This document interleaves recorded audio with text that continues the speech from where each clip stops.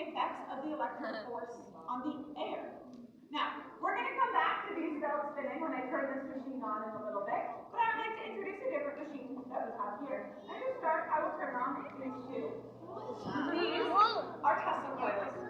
Nikola Tesla invented Tesla coils. He did not invent these two. It is a very different situation than our original Van de Graaff generator. But Tesla coils also produce sparks. However, instead of the 1 to 2 sparks per second that our Van de Graaff generator makes, where we can see and hear each one, they make 120 sparks per second.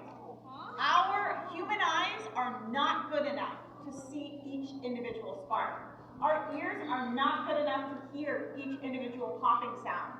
So instead, we see this flickering light, and we hear this buzzing sound, which, don't worry, I'm not trying to fool you, this is not exciting. And that is because these Tesla coils are doing 120 sparks per second every single second. But what if we could change the amount of sparks per second? What if we could do more and then fewer? Would that change the sound? Yeah. Maybe. And we happen to have a Tesla coil that can do just that. The orange pole with the 2 rings on top behind the wires on my right is able to change the amount of sparks per second. And it's able to do so in a way that we can control when that change occurs. The result? Well, why don't we just listen to it? It's also a lot larger than my 2 Tesla coils at the front here, so it's going to look and sound very different. For instance, my headphones are going on. Time to get out my camera. I'm putting this on YouTube.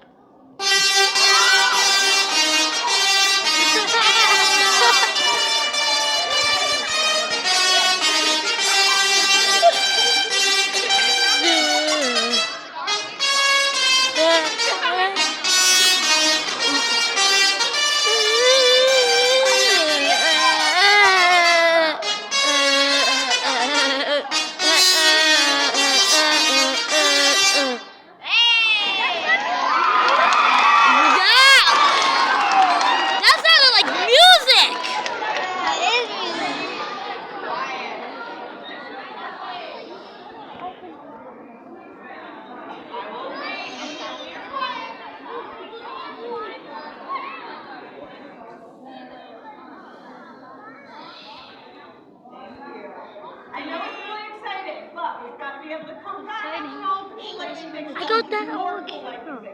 All of them. All right, so now that we have seen that, we can tell that by changing the amount of sparks per second, we can actually make music.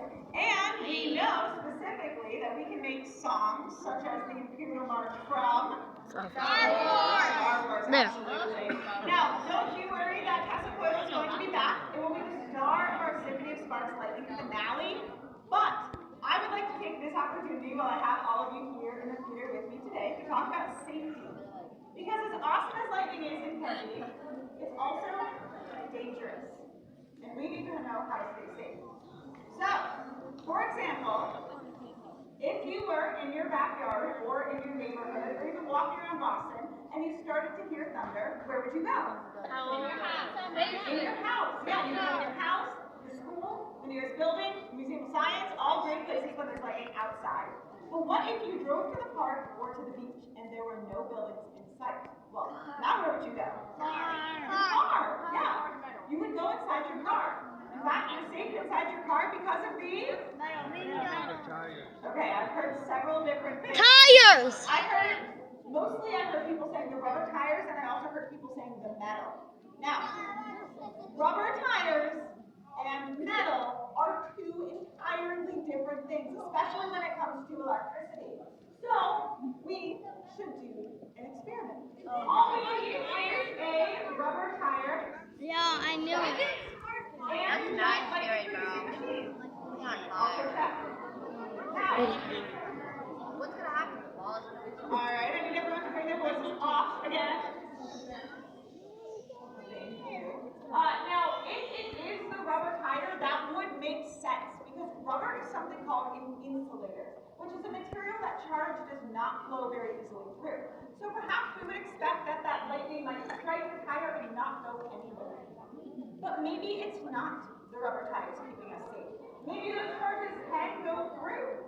In which case, pay close attention to the spot between the tire and the pole.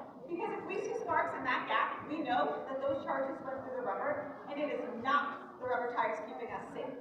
I also want to get the belt camera on either side of the screen so that we can see inside the machine, so that when I turn on the pantograph generator, we first hear those motors, see those belts as they begin to spin, which means all I have to do is add charge and we get lightning.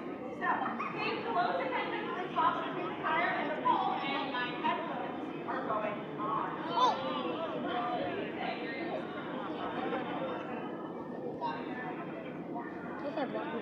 I'm scared. I wonder what it sounds like.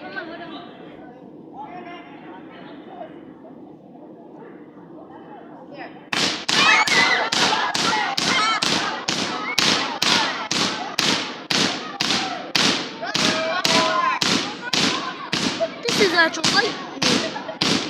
No joke, this is lightning. That was actual lightning. I'm putting this on YouTube. You said the blue cheeks Top of our cars, it has to travel through miles and miles of insulating air. Air is also a good insulator. If it can travel through that much air to hit the top of our cars, The or the kite bottom with of the our hand cars on with it. that much rubber, well, chances are that isn't enough rubber to stop any of those Film charges. hard too. So if it's not the rubber tires, could it be the metal? Maybe. Now, we tested out the rubber tires. I think it's only fair that we test out the metal. Only I don't have the metal frame of a car here in the theater of I'm not doing it anymore. but I do putting this have on this YouTube. metal bird Oh, cage the here. bird cage. And it looks kind of like the metal frame of a car.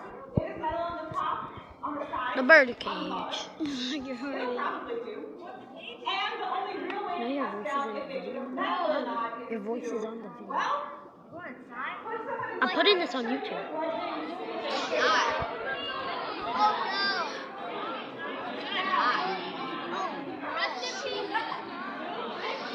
Rest in peace. I can only talk over you so much. Thank you. We are going to test this out. I am inside this metal cage and I'm raising this metal cage closer to the giant lightning producing machine. Now, you are probably thinking to yourself, but Becca, metal is a conductor, right? That's what you're all thinking? Yes, just smile and nod. Yes, you would be correct. Metal is a conductor, which means electric charges flow very easily through it. So I'm kind of banking on the fact that that tire didn't work, and that this cage is entirely metal, just like the metal frames of our cars, in the hopes that it is the metal that will make us safe. Because if not, well, this will be a shorter ending to my show. So thank you for coming. I hope you enjoyed. But you probably haven't seen this before, and if you did, you still may not know what is or what is not safe for me to do directly inside of this cage. And you can make some guesses and predictions. Now, I think it's time. I'm going to go ahead and get those machines on. We hear those motors as they begin to start spinning. We know those belts are spinning. All I have to do is add charge and we will get lightning. So,